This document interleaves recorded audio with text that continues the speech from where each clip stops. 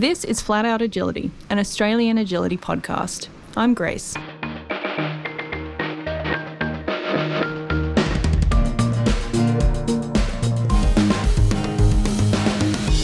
In this episode, I'm joined by animal trainer Becky Faulkner from We Do Animals. Becky trains animals professionally for the entertainment industry, working on projects like Bring Her Back, Top End Wedding, Legally Blonde the Musical, and my personal favourite, Runt. I'm so excited to have Becky on the podcast today to talk all about her work on the movie Runt and how she trained the star of the film, Squid, who plays the title character Runt. So to start us off, Becky, can you tell us about your background and how you got involved in this work? Hi, Grace. Yeah, of course. So I started off my animal career in zoos. I'm actually from England. So I started working in a few zoos in the UK. I got put, luckily, on the training sections. So I worked with free flight birds, mostly parrots, and Californian sea lions. And we would train them to do all manner of husbandry behaviours and also for entertaining, educational presentations to the public. From there, when I came out to Australia, I only came for a short trip originally, and I visited some training sections all over the place, and I ended up working in Alice Springs on a bird show, and there I started working with some trainers, and then I started working in the entertainment industry. From there, I worked on the Legally Blonde musical. That was my first role as the dog training assistant, and then it sort of escalated from there. Being a zoo trainer and exotics trainer coming into the industry meant I had quite a lot of experience working with animals that weren't just dogs in environments that are quite complex. I already had a lot of experience working with animals in kind of crazy environments and crazy situations, which we get in the entertainment industry. That's awesome to know you have a connection to the territory. So I assume you're talking about the Alice Springs Desert Park, and I've been to that show, so it's really great. It was a beautiful free flight bird show there. We're going to be talking about dogs because this podcast is about dogs. So can you tell me, what's the process of training a dog for a movie? So the first step is consulting with the production, the producers, possibly the director if there's already one attached, and reading the script. So the script gives us a baseline of what the animal actions are, what we're expecting to see them, and also what environments they're going to be working in. So boringly, the first step is to make a nice spreadsheet, breaking down the script and putting in all the details, like is this a scene that's happening in the morning or the afternoon? Is it daytime or nighttime? Is it inside? Is it outside?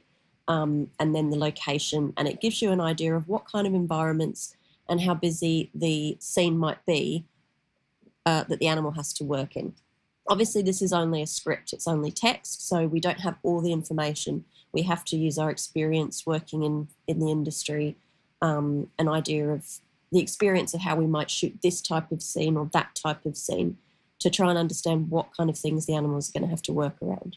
And then from that, it's a lot of consulting and meetings and talking about what's required. So sometimes we just have a dog who is just doing sort of a minor scene. Maybe it's one or two shots in the film. It might be the family dog. We might see it outside during a family barbecue or something. But for something like Runt, of course, the dog is the titular character, as you said.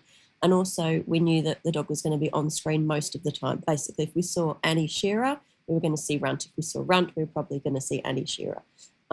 So we knew that there was going to be a lot that the dog needed to do. So from there, we continued to break down all the things we're going to need to teach, the actions, the tricks, as it were. But mostly, it's not so much about training tricks. The majority of the work is putting into experiencing the big wide world, getting the animals comfortable, being out and about in busy environments. And that takes time. Some dogs are accustomed to that really quickly, as we as dog trainers all know. They take that kind of thing in their stride.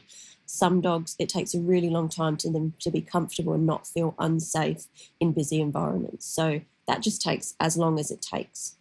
So that's where we start.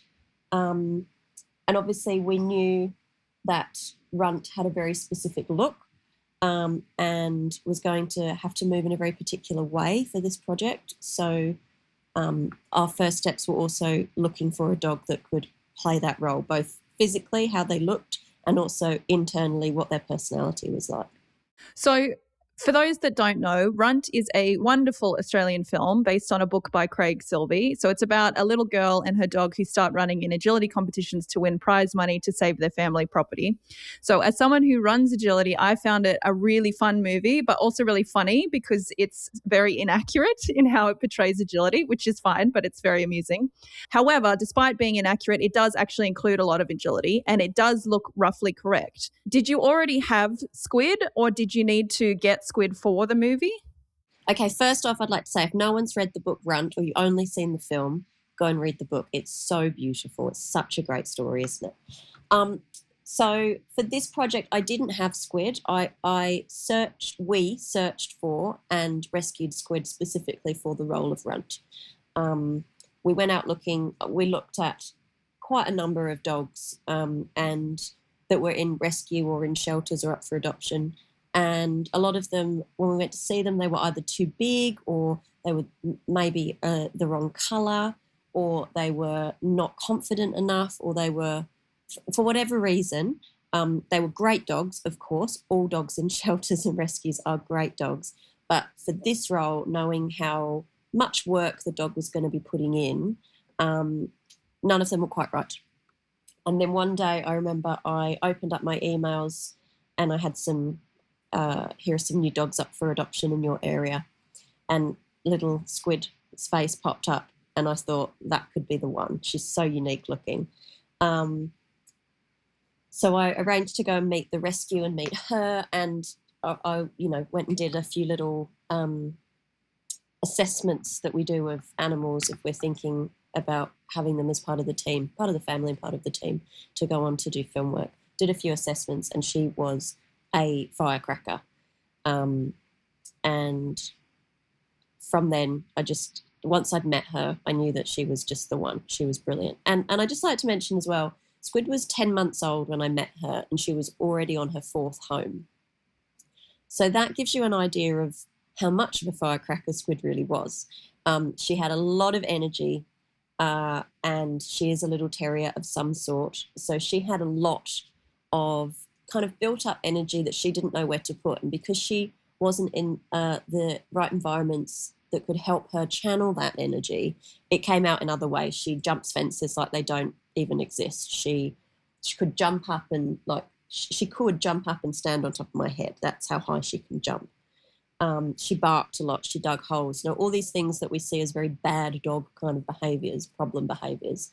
It was all just energy that she focused into those things, whereas when we adopted her, we could focus that energy into training instead. And it gave her a much better, more successful outlet for her. So we got Squid, and in terms of the agility for the project, I'd never actually trained agility before.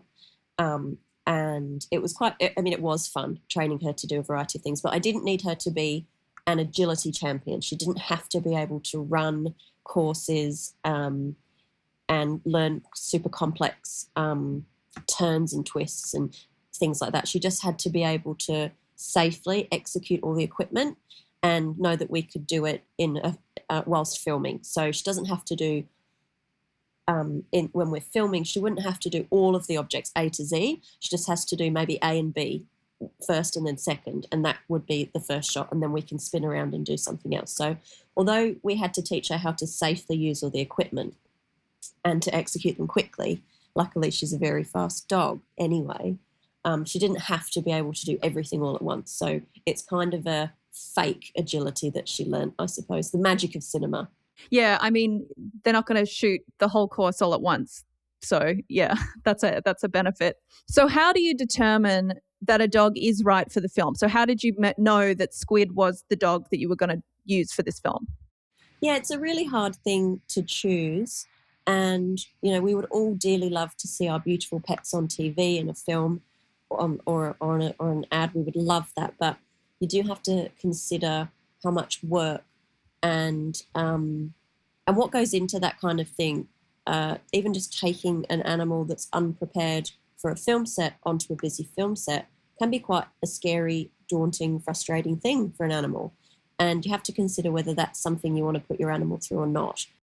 When we're thinking about selecting dogs for a project, maybe friends' dogs that we might hire. It's an ugly word, but it's a factual one. We might hire an animal for a project for a short term for training, or when we're out looking for a new dog or a new animal to join the family, like I did Squid specifically for the role of Runt. Looks aren't the top of the list. Yes, she couldn't be a German Shepherd because Runt is not a German Shepherd, but looks aren't the top of the list when we're looking for an individual to play that kind of role. We're looking for the confidence, the way they interact with the environment when we meet them, their bounce back from maybe a sudden noise or a change in the environment. And they're all going to be clues about how comfortable and confident they are going to be in the world. So that's our first step. And then next, if we choose to adopt them or hire them for a project, there needs to be a lot of work into building up their confidence and, like I said, exposure to the environment. It's not a case of take this dog and take it on set. That's not successful, and it's not fair to the animal because it's suddenly a very busy, crazy environment. It has to be that you have to spend time also building up a communication with the animals so that they have a very strong way of saying, I'm uncomfortable about this, I'm comfortable about that, I want to move a little farther away from that object or that person or that other dog. That's a big thing that people often don't think about. Instead of just throwing a dog onto a film set, there's lots of things that we need to navigate and to be able to communicate and problem solve in the moment on the film set. And that might be changing something for the dog, it might be changing the environment, it might be changing the flooring they're on. Perhaps the flooring is really slippery and they feel unsafe. And that might be something as simple as putting a non-slip mat underneath, or it might be something quite a big drastic change in the environment that needs to happen for the animals to feel comfortable and therefore perform well.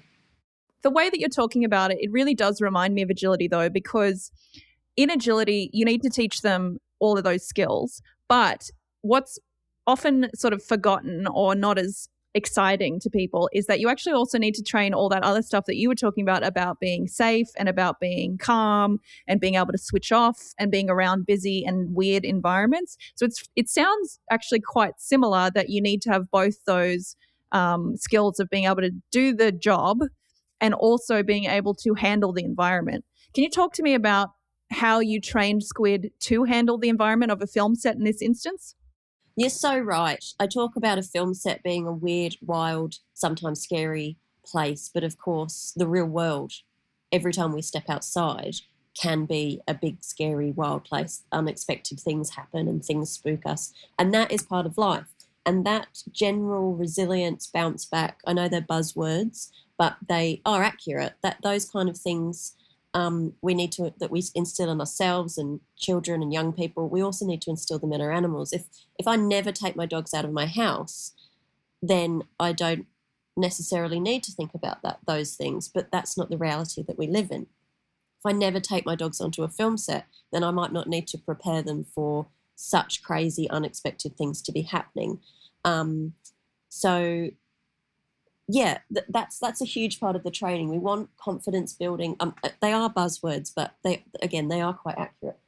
I instead of micromanaging the dogs, so when we go out, I don't want to be constantly telling Squid, do this, don't do that, don't go that far, come back here, stay with me, walk it. I want to be able to teach her a generalized, this is how you behave, and I'll just jump in and help you when I need to. So generally, this is how we behave in all sorts of environments. If something scary happens, I'll jump in and help her navigate that in the way that we would with all our animals and young people. So that's a massive percentage of the training versus the tricks, because you can teach all the tricks you like, but if you suddenly need to do them on a film set, if you've never done a trick whilst 3 people are walking 5 meters away carrying a pole, that could be something that is too weird for the dogs to be able to ignore or to just take in their stride. So they're not going to be able to do the trick that you're trying to execute, because that pole being carried by 3 people I've never seen anything like that before, and I just need to focus on that to make sure that I'm safe. So it involves a lot of what people would call proofing.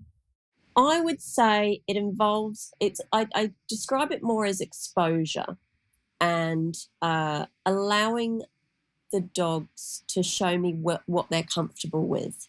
And like I said, the world is a sudden and sometimes scary place where things that you don't expect happen. So I don't have to prepare those kind of events. Just going out into the real world, those things happen. So it's about building a communication up so that she can show me in terms of her behavior or her body language if she's uncomfortable or if she's comfortable with something. I'd say it's more of a general exposure with positive associations attached. I reckon that's the best way to describe it. And did you need to train Squid to be handled by the actor who plays Annie Shearer, the main character, which was the actress Lily Latour? Yeah, Lily was excellent. She is a wonderful kid.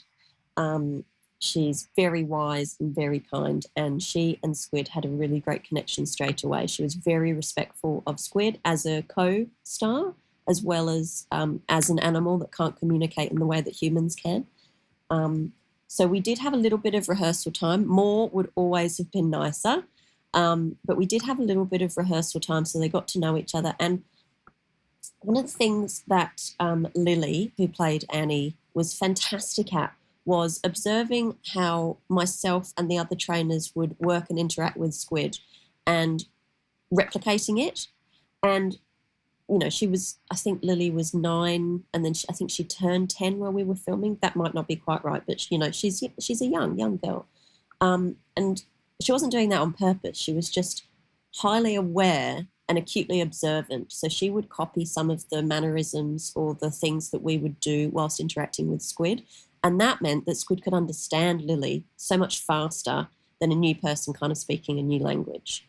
It was really lovely to watch. Lily was an exceptional kid. And was it difficult to transfer the agility sort of skills part of it, or was that just part of the whole process? Well, see, this is where the movie magic comes in, really, because as you all know, as an agility person, the person running the course is leading the dog always. But in the story, Runt is incredibly fast, and even if she tried, there was no way Lily was going to keep up with Squid, Runt, as we're filming. So really, the agility behaviours were more of an A to B. So I might be the A trainer, I release Squid, and the B trainer at the end of the course collects Squid. So runs A to B, and during that A to B, there will be some agility obstacles in between. So it was more of Squid knowing exactly what she was doing, that the short route, maybe 2 or 3 pieces of equipment in a row, and then Lily just had to keep up, really. So we were lucky in that sense, because that would have been a very complicated thing to handle, Lily having to learn how to run with and navigate Squid through the course. So the beauty of movie magic meant that we could do that quite easily, and it was very clear and concise, and Squid knew exactly what she needed to do each run. That makes sense. And so for the agility skills, was there anything that Squid maybe you were surprised she wasn't as good at, or maybe she excelled at, or maybe there was something that you were like new to agility, so when training it, you know, maybe it was a bit of a surprise? Oh, definitely. Squid was wonderful at everything. She is a smart little cookie, and she makes connections and picks things up very quickly. She makes associations really fast, sometimes too fast, and I'd like her to be less fast because she can accidentally pick up things that I didn't necessarily mean her to. But when we were training agility, I was new to agility, and when I was training the weavers, as I started, I just kept saying to myself, how could a dog possibly learn weaving doing this? How can this possibly happen? And as we did it more and more, it started to come together, and it amazed me.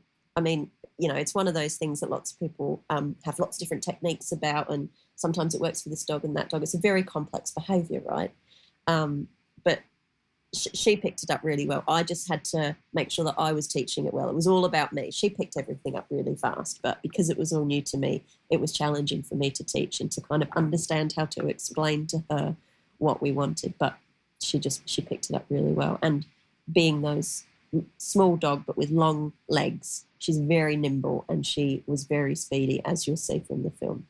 So out of curiosity, which method did you use? Oh, I'm not sure what it's called. I put the poles all together in a this shape, and then I would extend them out. So like a channel, but with the V shape. So initially it was just the run between the two, and then I'd extend them out and stagger them. And it amazed me how quickly she went, oh, it's this. It was incredible to watch. Yeah, I find weaves to be very difficult to teach as well. And I've taught 2 dogs now. And yeah, it is one of those ones where before you've done it, you're like, I don't know how this is possible, even though you've seen dogs do it. And then you go through the process and then the magic happens. Yeah. And then you have that experience yourself, and you can see the tiny little bits that made up the understanding. Yeah. So, also in the film, Runt wears a pair of blinders, which is an integral plot point. But obviously, in reality, a dog would never be able to wear something like that in a competition. But that doesn't matter. It's a film. But can you tell me, what was the process of training Squid to wear the blinders? Because that's pretty unusual. Yeah. So initially it was about communicating with production and our art department and props makers about how to make something that looked visually on camera true to the story, but also was not too restrictive that it would cause Squid to be unable to perform, because all costumes, all props, they need to be comfortable for dogs as well as humans. So it needed to be something that was tailor-made to her head, and it was perfectly measured to her head. And sometimes we do this little trick in film where if a dog has to wear an eye patch or something, from the outside it looks solid, but when it's on the animal's face, actually they can see through it just fine. I think we probably do that for human actors as well. So we talked about all that sort of thing, but the props maker we worked with was incredible, and he made a measured sculpture of Squid's head and then tailored the blinders to it for comfort, for easy access. And there were a few tweaks when we arrived in Perth and worked with the prop maker directly, but there were very few things that needed to be changed, and it was very comfortable for her. So pre-arriving in Perth, whilst we were training in pre-training for the film, I would go to the op shop, charity shop, thrift shop, and find all sorts of weird little things and teach her to wear them. So over time I built her up wearing beanies or goggles or things around her neck. So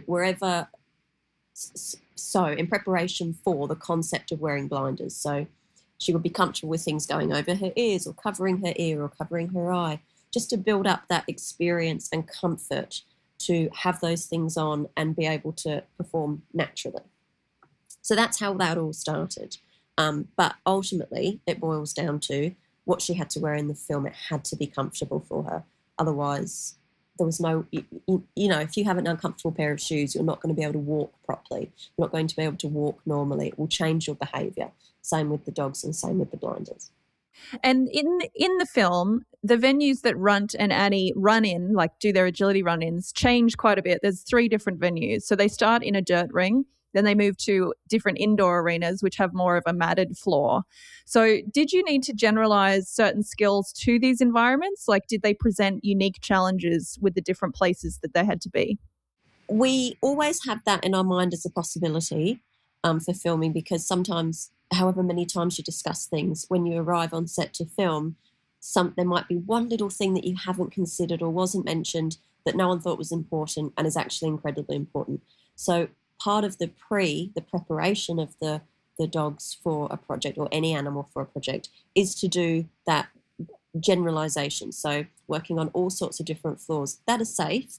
If I turned up on set and the floor was really slippery, there's no way that I would have asked her to run the agility course. But that's the kind of thing we discussed multiple times. And in preparation, we would do all the activities on grass and on dirt and, on the road or on a gravel track. As long as it's safe, we would do a variety of things like that to make sure that she was comfortable and confident and had the skills built up to do it on all sorts of environments.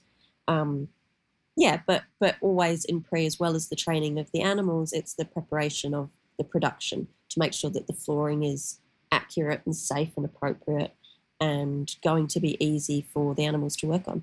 So much of what you're saying is so applicable to dog sports because it is similar where, like I said before, you've got the very different environment of a trial or a competition where there's a lot more going on than where you may be trained. And then you also have the different flooring or you have the different, background stuff going on. So it really is applicable to, I guess, general dog training, but especially dog sports.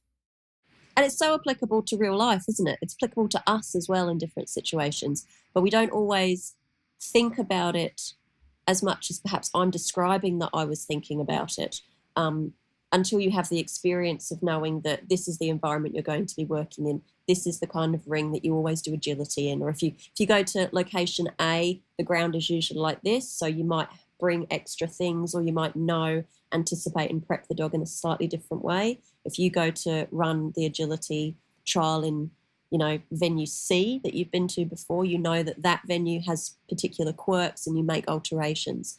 I don't always know for filming the exact environment that we're going to be going to, so I have to prepare a variety of things so that when we waltz in to film, I know that the animals have some experience, and if I can see that something's going to be a problem, I can quickly build up that confidence.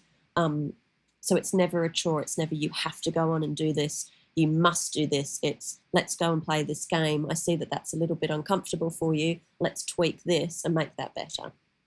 Which, again, is dog sports, is dog training, is bringing up children, is being in the real world, right? Absolutely.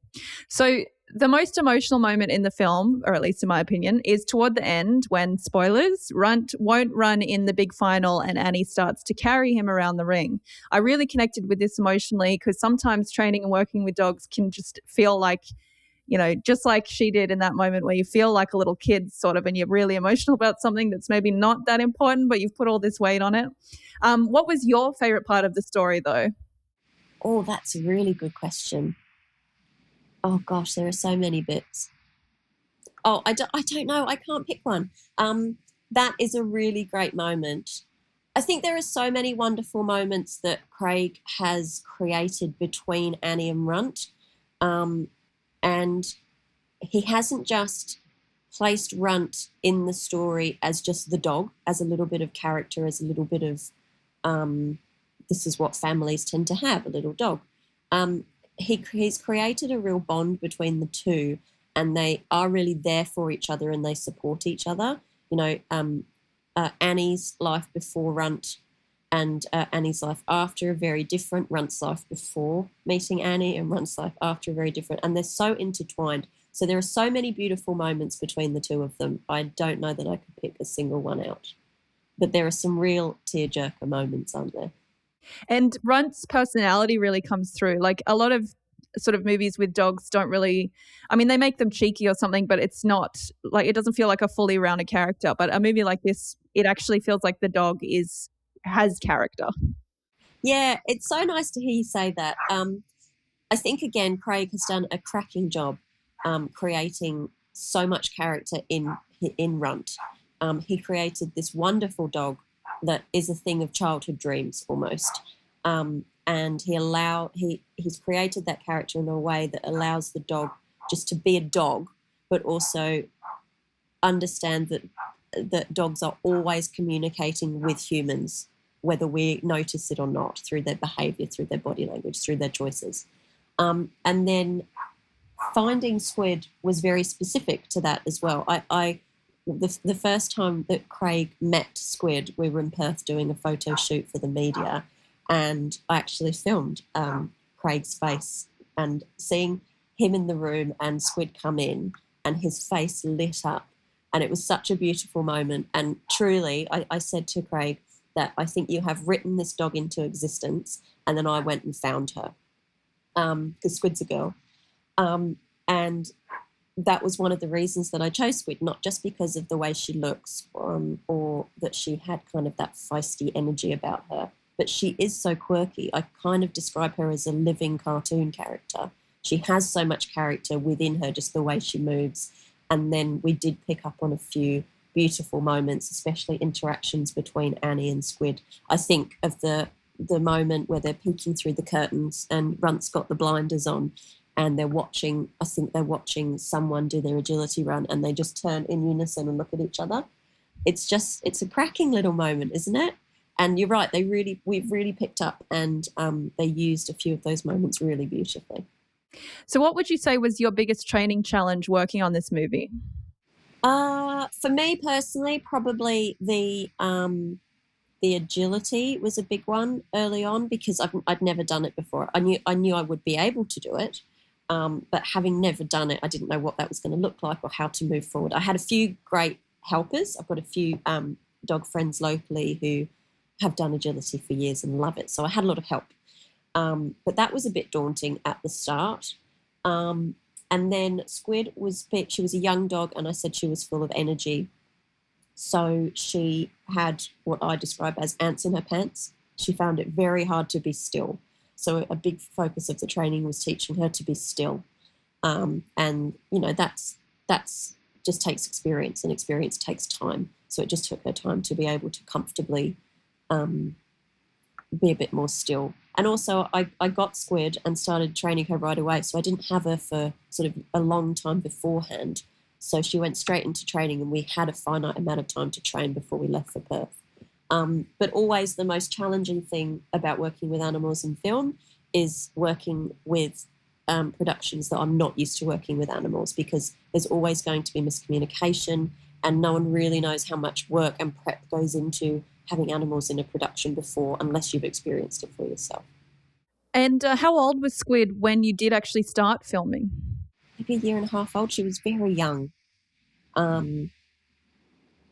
Yeah, about that. And of course, she's a rescue dog, so I don't know exactly, but around that. Yeah, wow. So 18 months is very young to be on a film set doing all of that stuff. Yeah, I mean, it depends on the individual, right? So I know lots of, I speak for myself, I much prefer to be behind the camera than in front of it. I get very uncomfortable and nervous when a camera's pointed on me, but other people much prefer to be in front of the camera than behind. So I think it's really an individual, depends on your personality. And I think that's very much the same for dogs. It's not for every person, and it's definitely not for every dog either. But Squid, it was a great way to channel all that energy she had.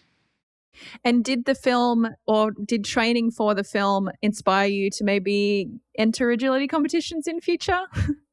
Well, actually, since coming back after filming, we now attend our local dog club, and Squid is in the agility class.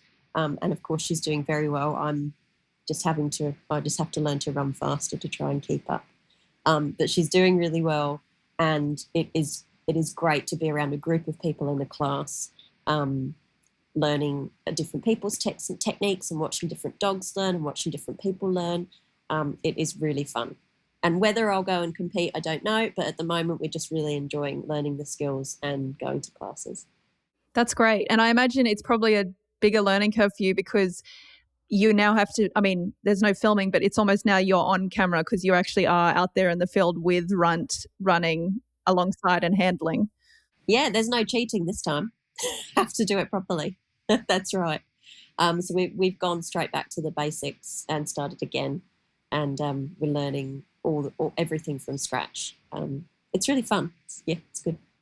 So what's your favourite memory from working on Runt? There's probably two, actually. The first one is I've been lucky enough on all the projects I've worked on to work with a fantastic team on the animal team. I'm very lucky. Our animal team on Runt worked really hard, and it was such a great group of people. So that will always be the best. Second only to the fact that from Runt, I now have this wonderful dog, Squid, who is in my life, and I can't imagine the household without her. When I picked her up from adoption, she walked straight in the house, jumped up on the sofa next to my older dog, Teddy, just laid down as if to say, I live here now. And it was just like that from day one. She's injected such a lot of fun and character into the home. So she is the greatest thing that I got from Runt. So what's in the future for you and Squid? Well, who knows? But at the moment, we're just having a lovely time being out and about together, doing our agility classes, just doing a few little projects here and there. Who knows? Is there a sequel to Runt in future? Well, the sequel novel, Runt and the Diabolical Dognapping, was released a little earlier this year. So maybe we'll see how that goes. Thank you so much, Becky, for coming onto the show. I've really enjoyed talking to you about this film and about training squid, and I really appreciate your time today. Oh, thank you, Grace. Thank you so much for inviting us. It's been lovely to talk to you too. I could spend all day talking about how great squid is. This has been Flat Out Agility. Be kind to dogs.